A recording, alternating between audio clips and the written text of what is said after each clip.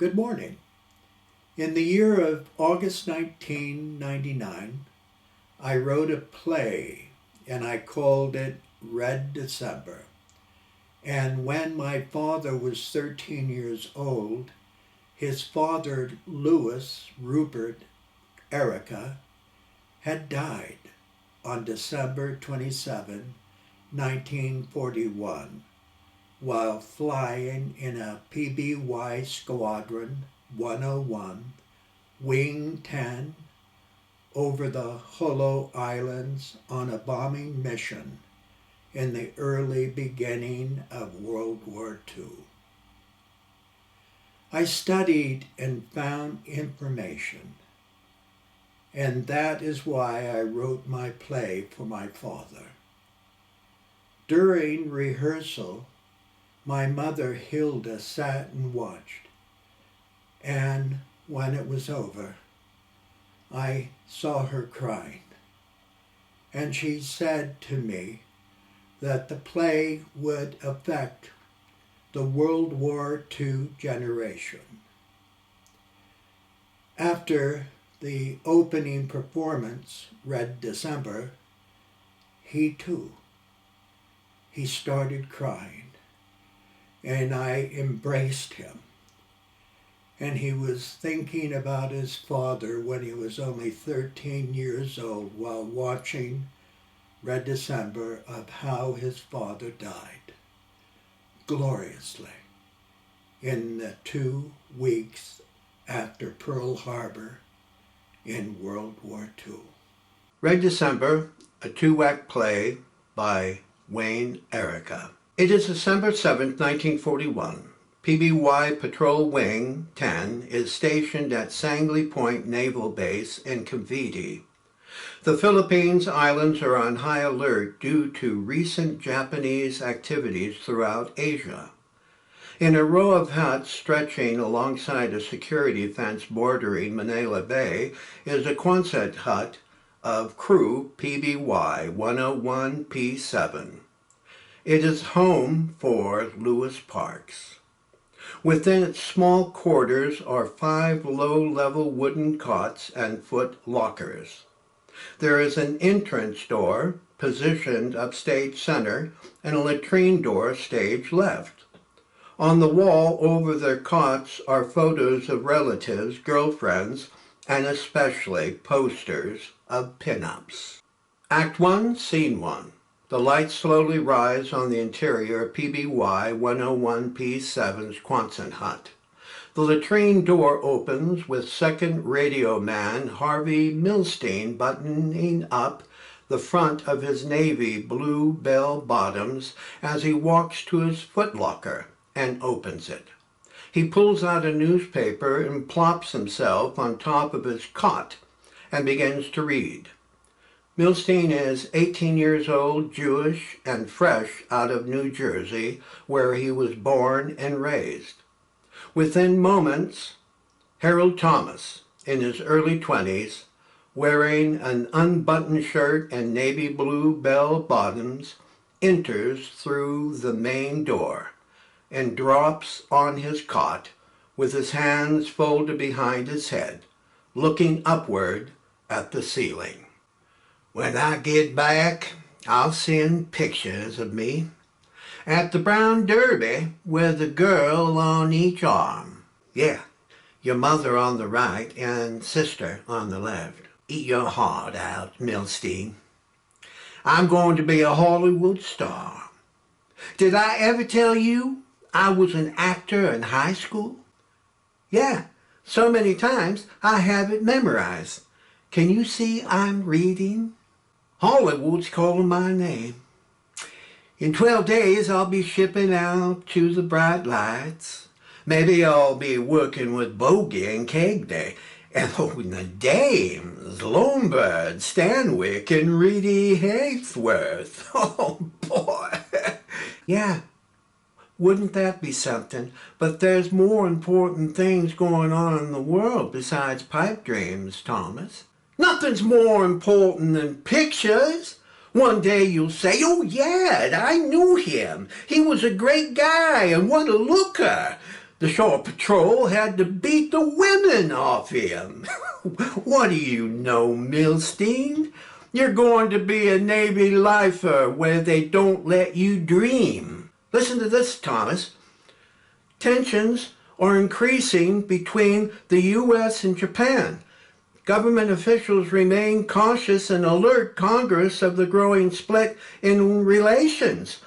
Roosevelt ignores demands for Japanese growth throughout Asia. That's nothing new, Milstein. Why else do they have us flying surveillance for the past month?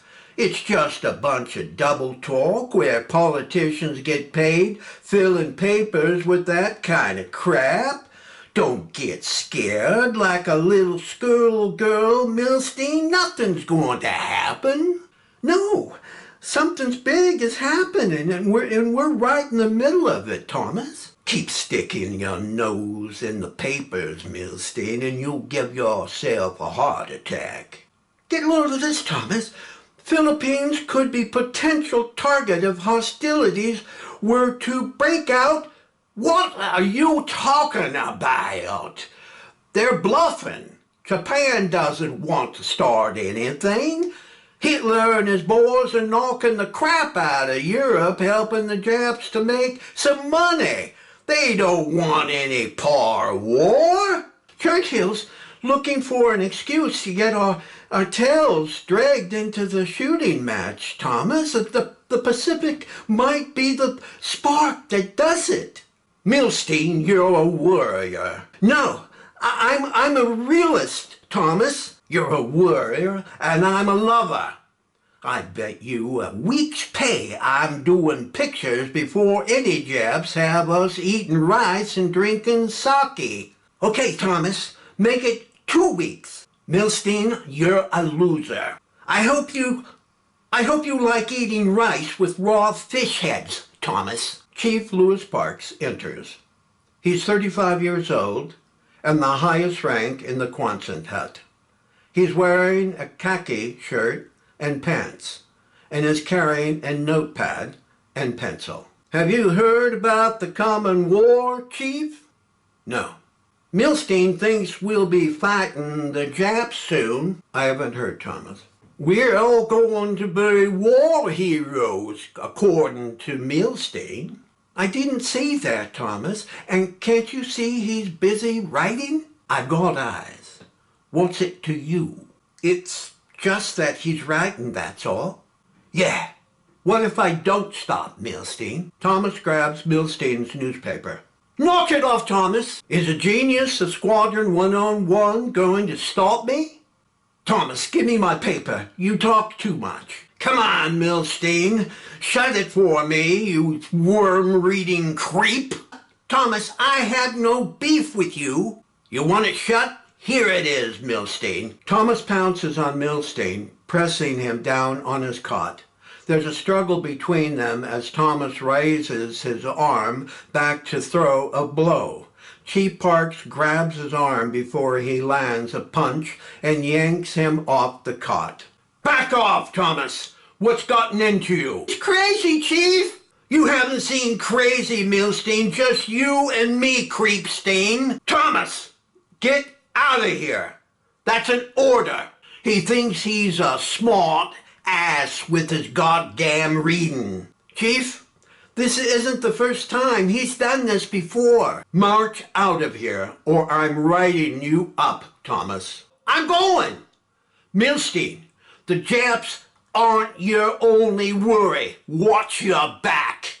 Thomas grabs his hat off his cot and storms out of the Quonset hut. What burr crawled up his ass? I don't know, sir, but he's an egotistical, narrow-minded bastard. Drop it. He can be a real ass at times, Milstein. But stop trying to be his teacher. I don't want to be his teacher, Chief. Then stop reading your newspapers to him. I'll be honest with you. It bugs the shit out of me, too. Try reading a romance novel sometime, okay, Milstein? Chief, I just want to be informed, that's all. It's like everyone's sleepwalking when there's a nightmare sneaking around the corner. People get pissed when they're woken. Let them sleep, Milstein. It's irritating, Chief. Let it go. You can't change them from who they are. Are you going to be all right? Sure, Chief. The world's getting ready to bust a gut, and I'm happy as a lark.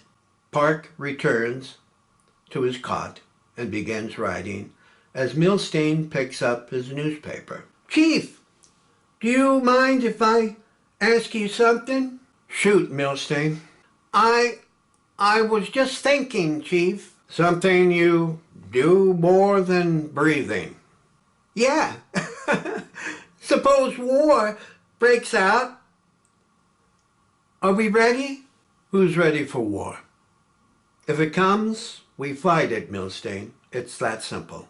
If it does, I'm not sure how I'll handle it, sir. Milstein, if a crazy bastard wants to cut your guts out, you grab the nearest thing and kill his ass. Kill or be killed. That's the rule of the jungle.